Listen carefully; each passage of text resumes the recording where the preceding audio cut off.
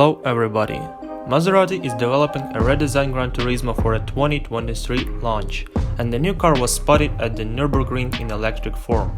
Maserati aims to offer an electric option on all its cars by 2025, with the redesigned Gran Turismo to be the first recipient. And by 2030, the automaker plans to sell only electric cars. It's entirely possible that Maserati will launch the Gran Turismo exclusively in electric form, as the automaker has been tight-lipped about plans for an internal combustion version. It is noticeable that the coupe has a rather small ground clearance. Red brake calipers are visible behind the wheels, providing excellent braking. Before that, the Italian company released a teaser of the new model.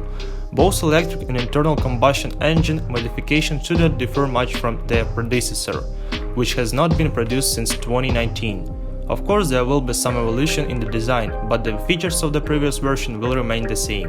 The electric version, which will carry the Folgore designation, which means lighting in Italian, has been confirmed to come with 3 motors, 1 in the front and 2 in the rear. The unit will operate at 800 volts, which means that high-speed charging will be possible, and the peak power will be more than 1200 horsepower. Also, word on the street is the acceleration will be phenomenal. 0-60 mph sprint should take less than 3 seconds, while the top speed should be around 190 mph. Mini is preparing to launch a series of electrified models, but the company will not forget the traditional hatch with an ICE engine. The updated version of the latter was watched over testing in Southern Europe for the first time in sport image of JCW, with a 3-door body. Mini plans to sell the hatch with an ICE engine alongside the future all-electric model, which will be based on a new architecture dedicated to AVs. Though the current model will be updated once again to stay relevant for a few more years. Also, we got some new shots performance-oriented JCW with a new set of alloy wheels and traditional yellow camo hiding its spot body kit. In addition to light external adjustments, the model will receive a major revision of the interior. The dashboard will get a new look with a much larger round touchscreen for the infotainment system, a projection display, a new gear lever and a fewer physical buttons on the center console.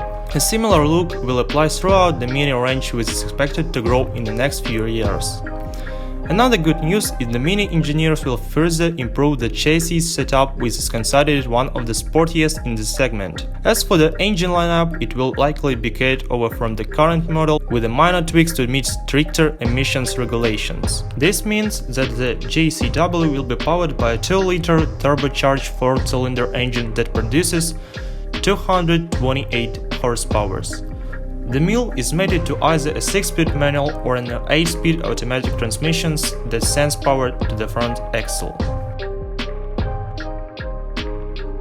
The Mercedes-Benz GLB class, the compact crossover, is about to receive a number of updates, as evidenced by a prototype recently spotted outside Mercedes headquarters in Stuttgart. The GLB class arrived on the scene in 2019 as a 2022 model. And in keeping with Mercedes tradition, we should see a facelift arrive in 2023 as a 2024 model. Mercedes is in the process of updating its entire compact lineup, starting with the upcoming A-Class dropped out of the US after running the update version. Elsewhere, updated A-Class, which will once again offer hatch and sedan body styles, is expected to arrive as a 2023 model year. The GLB class prototype is only lightly camouflaged, which makes sense for the upgrade. There appears to be a revised grille and fascia at the front, as well as changes to the inner part of the lamps at both ends. Changes inside are expected to include a new center console design and new graphics for the digital instrument panel and infotainment center.